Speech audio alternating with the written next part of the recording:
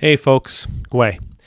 It is late here and it is hot here and I've had something on my mind all day, and before I go home and leave my office behind, I'm going to share it with you because it's something that it's been like a brain worm, and I haven't really had the words. I haven't really even had the theme of what it was that was getting at me. Saturday, of course, I'm sure everybody on the planet and, most people on other planets have heard about this by now. Donald Trump, at one of his rallies, was shot. He was shot in the ear. And thank God he's fine. No serious life-threatening injuries. Took a little bit of his ear off, I suspect, but he was checked out and he was patched up. And he was sent on his way, and I believe he's on his way to the RNC in Milwaukee as I talk to you now. Now, lots of American leaders have stepped up and have said some really crucial words. They've rightly so called for some calm, called to lessen the political temperature that's surrounding this 2024 election. Mike Johnson stood up and said something. Hakeem Jeffries, Biden, I thought offered a wonderful speech. Calm down, take it easy, chill out. Enough with the demonization. Enough with the vilification. Enough with the inflammatory rhetoric. We got to stop. We got to get back to a place of civility. It's okay to disagree with one another. We don't have to use hatred and vitriol in order to express that. We don't have to use all these wartime battlefield metaphors in order to describe the moment we find ourselves in. This is lovely, lovely talk. And then for some reason, Marjorie Taylor Greene showed up in my feed. Marjorie Taylor Greene's a congressional representative from Georgia. She showed up in my feed. Now, normally I would blame Tim for this. Tim would have, messaged me something, and I would have Tim to blame for this. The algorithm would see me open what he sent me, and then, Ed must be interested in this, and then inundate me with all this nonsense. And anyway, no, not today. Today, maybe I was just feeling hopeful after listening to all these people say these beautiful words and offer these this challenge to the electorate. I was feeling kind of hopeful. And the algorithm decided, we can't have hope. Anyhow, these are some of the things she said. She says, we're in a battle between good and evil. The Democrats are the party of pedophiles, murdering the innocent unborn, violence and bloody, meaningless, endless wars. They want to lock up their political opponents and terrorize innocent Americans who would tell the truth about it. The Democratic Party is flat out evil. And yesterday they tried to murder President Trump. This is kind of inflammatory, I think. My opinion is this is actually really inflammatory, incredibly demonizing. Incredibly vilifying. Big, wide paintbrush she's using here to paint an entire massive segment of the population as evil. We're in a battle between good and evil. And then she goes on to describe who the evil people are, which leaves the other side thinking they must be the good side. So it's very, very inflammatory. But there's more. Replying to someone who called the incident on Saturday a shooting. It was an assassination attempt, all caps with an exclamation mark. And a Trump supporter was murdered. Rest eternal grant unto him, O Lord, and let light perpetual shine upon him. My words, not hers. These scum, she continues, claim that they are journalists. Scum's kind of a hard word. They aren't, she goes on, they are communists who want you dead in a shooting incident.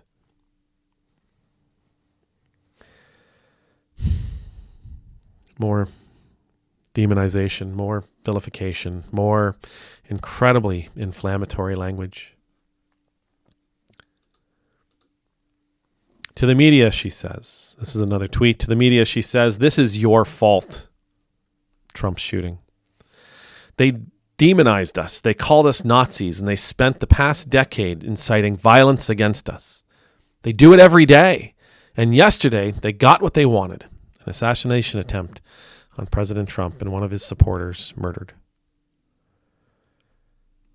I've been thinking about this again. I've been thinking about this all day. I was thinking about the hypocrisy of it all. How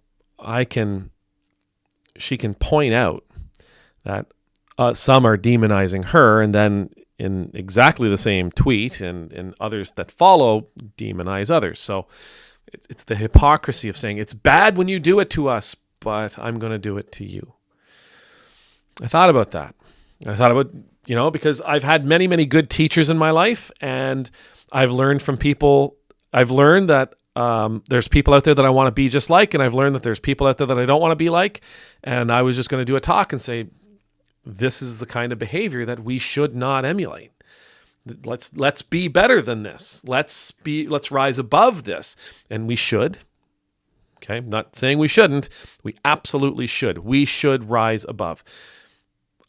Just because she's demonizing people is not reason for me to do it. Just because she's using inflammatory language is not reason for me to do it. Just because she's inciting hatred, inciting distrust, doesn't mean I should do it. As a matter of fact, I need to remember that I need to be better.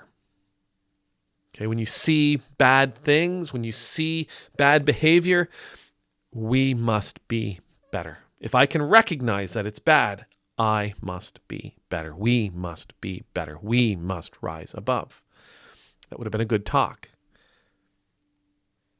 But as I've been working on this video, and this is the 5th time I've tried it, it's not what I want to offer. It's not all that I want to offer. I don't even think it's the most important part of what I want to offer. What I want to offer you is this. In a world that feels like it's spinning out of control, and in a world that, as my grandmother used to say, is going to hell in a handbasket. And for what it's worth, she was saying that 50 years ago. Okay? But in a world that feels like it's going to hell in a handbasket, that it's completely out of control, that everything is falling apart, that there's nobody we can trust, that everybody's out to get us. In a world where it feels like our freedoms and the things we love are going to be taken away from us, we have a choice. We can be the people who offer others the perception that everything is indeed awful. And we can be people who will offer others the perception that indeed the world is not only spinning out of control, but it's spinning out of control the wrong way. We can be people who share hatred and say inflammatory things, who actually make it worse for their followers, for the people who are reading them, for the people that they come in contact with. We can choose to do that. And let's face it, those people they're rewarded. We see it. You see it, I see it. People who say nasty things are rewarded. Nice little pat in the head. A couple 100,000 clicks. Maybe, I don't know, maybe they sell 50,000 Bibles.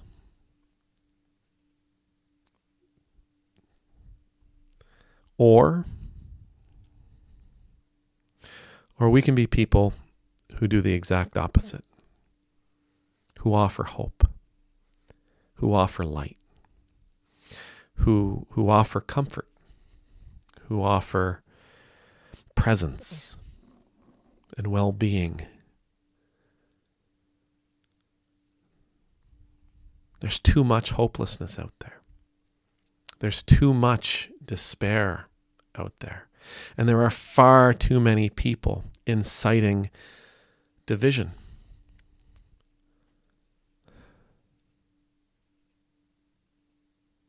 The world doesn't need more of that. It needs less. A person, Marjorie Taylor Greene, a person with her oomph, with her status, with her presence, she could have chosen to call for unity. She could have chosen to call for calm in a storm. In a world where there are what seem to be two polarized parties, she could have said something that maybe brings them a little bit closer together. She could have offered something that helps them come closer together over time. But she chose this. She chose tweets like this. She chose instead to demonize the press and to vilify Democrats. She chose to make it worse. Coming back to it, I've had many, many good teachers in my life, and I'm going to tell you right now, she's one of them. Not because she teaches me what I should do and how I should speak, but she shows me not only what I shouldn't do, she shows me why. She shows me the harm. She shows me how those kinds of words damage others. May the Lord bless you. May the Lord keep you. May the Lord's face be made to shine upon you and be gracious to you. May the Lord's countenance be lifted up to you. May you always know the peace of being in the Lord's presence. And I pray you would be people of hope, people of comfort, people of light. Amen